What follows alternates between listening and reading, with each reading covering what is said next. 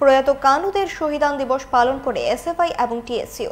1991 সালের 9 জুলাই উদয়পুর ত্রিপুরেশ্বরী স্কুলে পাঠ্য বই আন্দোলনে পুলিশের গুলিতে কানুদের মৃত্যু হয়েছিল। মঙ্গলবার ছিল প্রয়াতের 34তম শহীদান দিবস। এদিন সকালে এই দিনটি পালন করা হয় মেলার মাঠ ছাত্র যুব ভবনে। উপস্থিত ছিলেন এসএফআই রাজ্য সম্পাদক সন্দীপ দে সহ অন্যান্যরা। আজকের দিনে উদয়পুরের ত্রিপুরা সুন্দরী স্কুলের অষ্টম শ্রেণীর ছাত্র কানু দে পাঠ্য বইয়ের দাবিতে আন্দোলন করতে গিয়ে পুলিশের গুলিতে শহীদ হয়েছিলেন।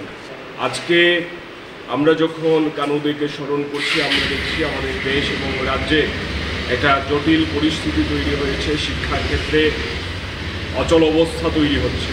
নিট নেট দুর্নীতি থেকে শুরু করে এই রাজ্যের মধ্যে পাঠ্য বই এখনও স্কুলে যায়নি। আমাদের লড়াইয়ের মধ্য দিয়ে, সংগ্রামের মধ্য দিয়েই কানু দে জীবিত রয়েছেন।